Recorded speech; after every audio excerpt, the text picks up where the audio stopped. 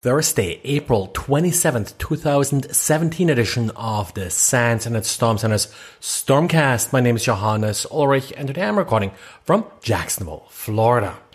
Mirai and its variations are still going around and apparently still causing disruptions to ISPs. The latest example is a Californian ISP, SierraTel. It apparently had a major outage that did go on for days and actually forced them to hand out new modems to their customers. Not really clear which variant of this botnet hit them.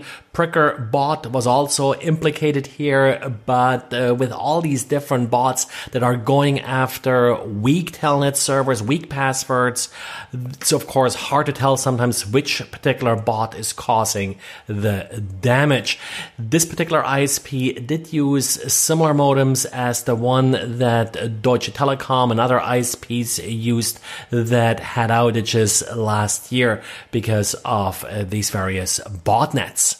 Now, while Pricker bot's name is derived from it pricking device, it often actually doesn't do so. It often just overwrites volatile memory, in which case just a simple reboot of the modem or device will fix it. But then again, if it's going to get reinfected in a couple of minutes, that of course may not help much.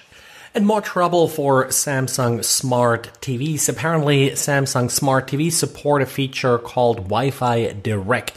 Wi-Fi Direct is a simple peer-to-peer Wi-Fi network that does not require an access point, and to authenticate initially, the user usually has to use a PIN or NFC or a similar method. But in order to simplify that process, once a device is authenticated, Samsung will whitelist the device, and whitelisting is done via the device's MAC address. So the only thing an attacker has to do is to spoof a trusted MAC address, and with that the attacker will be able to take over full control of the TV.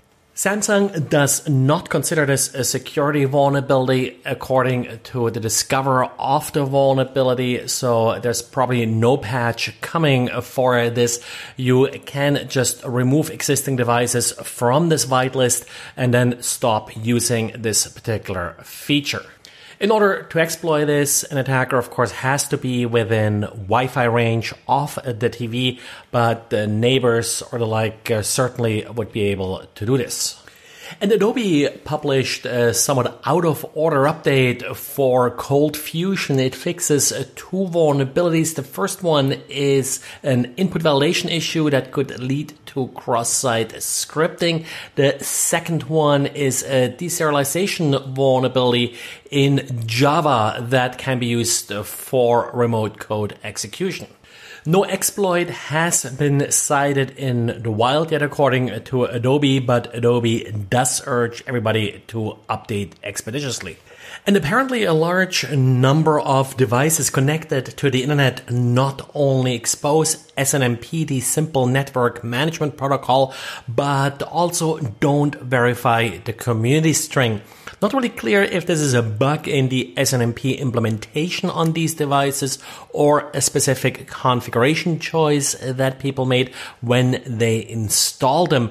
But according to a blog post that labels this vulnerability string bleed, there are thousands of devices like this out there that are configured to respond to any community string for read and even for write requests.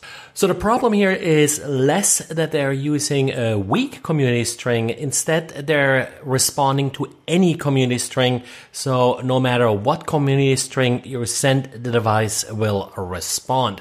Pretty interesting vulnerability. The write-up that was published by the individuals who discovered the vulnerability doesn't really go into too much details. It looks like they did just scan a random device on the internet and did not do controlled lab experiments on their own.